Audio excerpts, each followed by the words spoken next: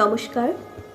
কবিগুরু রবীন্দ্রনাথ ঠাকুরের ১৬০তম জন্মবার্ষিকীতে তার চরণে আমার সশ্রদ্ধ প্রণাম জানিয়ে এবং তাসের দেশের সমস্ত বন্ধুবর্গকে আমার আন্তরিক শুভেচ্ছা জানিয়ে আজ আমার নিবেদন কবিগুরু রবীন্দ্রনাথ ঠাকুরের লিপিকা কাব্যগ্রন্থের অন্তর্গত কৃতঘ্ন শোক।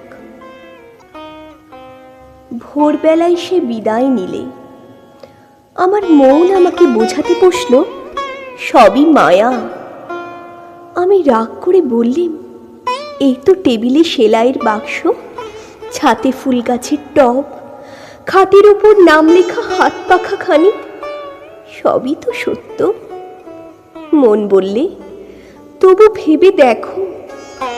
আমি বললাম, থামো তুমি, ওই দেখো না গল্পের বইখানি, মাঝের পাতায় একটি চুলের কাঁটা, সবটা পড়া হয়নি। এও যদি মায়া হয়, সে এর চেয়েও বেশি মায়া হলো কেন? মন চুপ করলে। বন্ধু এসে বললেন, যা ভালো তা সত্য, তা কখনো যায় না।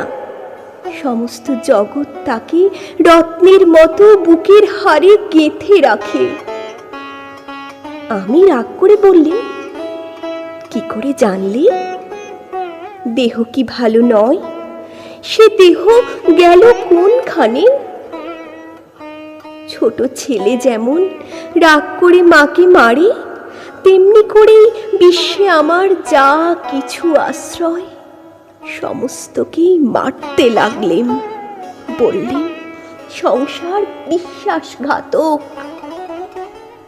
হঠাৎ চমকে উঠলেম। মনে হলো কে বললে অকৃতজ্ঞ।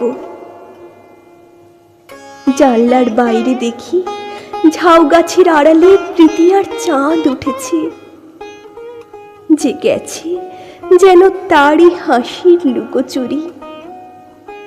তারা ছিটিয়ে যাওয়া অন্ধকারের ভিতর থেকে একটি ভৎসনা এলো। ধরা দিয়েছিলেম, সেটাই কি ফাঁকি? আর আড়াল পড়েছে, এইটিকে এত জোরে বিশ্বাস।